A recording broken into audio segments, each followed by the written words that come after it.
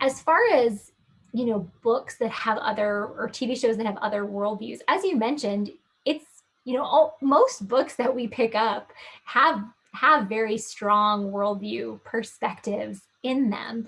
And so I think what it comes to then is how what amount of time do we have and how intentional are we going to be? Like, several weeks ago I was babysitting my nephews, and it was right before snack time, and we were reading a book, and I could tell that, like, they were paying attention, but I was kind of losing them. And there was a page, it was a science book on ocean life. There was a page that talked about, like millions of years and these animals evolving. And I was like, you know what? They're not in, like they're hungry. They're not in like a mental state right now where we can have a really great conversation about, like who created these animals, or were they, did they just accidentally arise? So I chose in that moment to skip over that, because I just thought, you know what, now is not the best time for them developmentally, hunger wise, to have this conversation. Where next time I'm over there, I'm probably going to be intentional about picking up that ocean life book again and reading through that page and talking with them about, like, okay, like, so what does the Bible say about ocean life? Who did somebody create this, or, was it an accident? Okay, well, what is this book saying? Is this book saying that God created them, or is this book saying that it's an accident? Oh, it's an accident. That's so interesting. So this book then doesn't align with what God's word says, and then come back later and, like, give them a little activity that we can do so that they see why the creation perspective actually lines up with what is real. Like a good simple activity that I would do with my nephews is, they have a bunch of big floor puzzles, that you put them together. There's probably only like 10 pieces, because they're 2 and 4, so they're young. So to take that floor puzzle and say, okay, let's put all the pieces in the box and shake it up and say, okay, we want to make this puzzle happen by accident. So then let them throw the pieces up in the air and say, oh, did this actually make the picture by accident? No, it didn't. Okay, let's try it again, like, and put it back in, like, let's see if we can get it by accident. And then just have them see that, like, okay, accidentally this puzzle does not come together. And then think, how could this puzzle actually come together?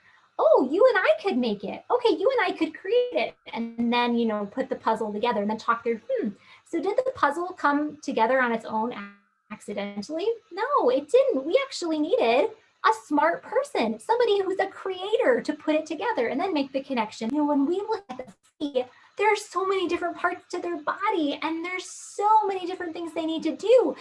If a puzzle can't come together accidentally, do you think this could? So just choosing wise times. Does that kind of answer your question about what to let in and what not to? Yeah, definitely. I ran into a page. It was actually a book on nutrition, but they wanted to do a whole history of food.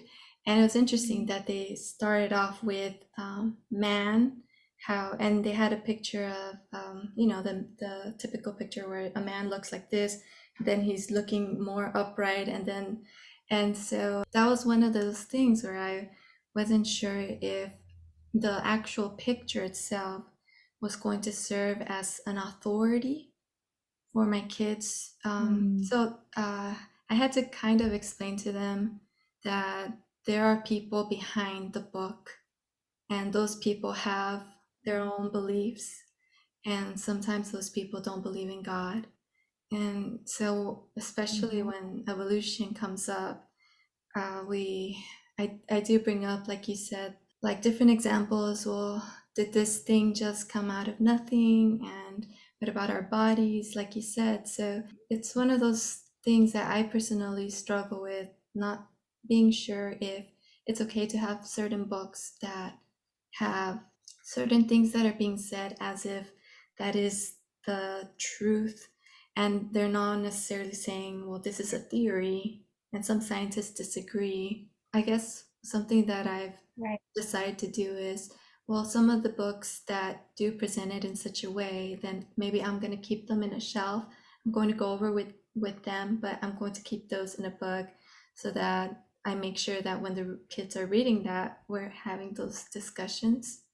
And I guess at a certain age, maybe that won't be necessary anymore. I'm not sure yet. I love what you're doing there. Just with the intentionality of saying, okay, I know that these books have an alternate worldview, so I'm going to keep these over here to make sure that I'm going through them with my kids. And like you said, being intentional about having those conversations when those things come up. And right now, you said your kids are 6 and 7, Yeah, right? Is that correct? yeah.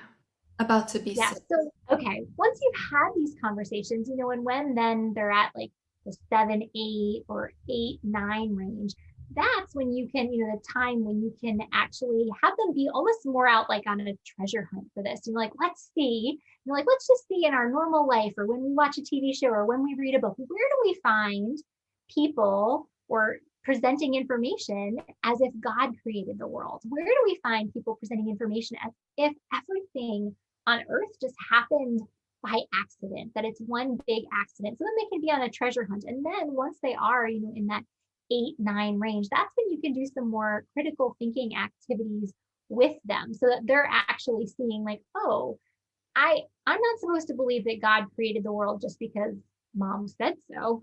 Like, I'm supposed to believe that God created the world because when I look at all the evidence, like, this is actually what it points to. Like, this is true. When I look at this honestly, it points to God. So I know, like what you just said, it's a struggle to know, when is it wise and when is it not. But it seems like you're being very intentional, Susan, and you're really on a good trajectory there. Thank you. I think apologetics, just starting to learn apologetics has really pushed me to to not take the easier route and just don't talk about anything else, and Yeah. don't, but it's interesting how like even when you're reading the Bible, you read that these people did these things and they didn't believe in God. So it would be like I wouldn't even be following scripture's guidelines if I didn't want to inform my kids about people in the world believing different things, right? Yep, So absolutely. I guess we've kind of gone through evolution, the Big Bang. Anything to add to that, like when that comes up? Just just the same things that I said, just to be intentional. And then when I gave you like the puzzle example before, something always to think about with kids, especially little kids, is when we're talking about like theories and things that are just very abstract. A great way developmentally to get kids to understand that is always to attach it to something concrete. When you think about teaching your kids math, when you were teaching them how to add, when they're 4 or 5 years old, you probably just didn't shout out, 5 plus 3. What you did is you got out blocks or you got out Legos or you got out buttons and you had them count them and put them together. And then you showed them the numbers 5 and 3 and 8. And so it's the same way when we want to get our kids to think critically about anything in life. We want to take an abstract concept and attach it to something concrete. So that's why something like the puzzle example that I gave can be a great thing to do with little kids because it helps them understand those abstract concepts. I was also realizing that when you buy Christian curriculum for homeschooling, sometimes you'll even come across different views within Christianity, for example, dinosaurs. Mhm. So there's that debate itself. And I guess it was one of those conversations where I also had to talk to my daughter. Well, they're different Christians believe different things. I just found that really interesting. Yes. And a really healthy thing, because if you just teach your daughter one thing and she thinks that every Christian believes that, and then she grows up and starts watching YouTube videos, or goes off to college or just has friends outside of the home and she realizes, wait, not every Christian believes that, Yeah. then it's much more likely that she's going to be like, wait, what else that my mom told me might not be what everybody believes. So it's so helpful to be honest about, different Christians believe different things and, here's some of the reasons why. So that was great that you did that.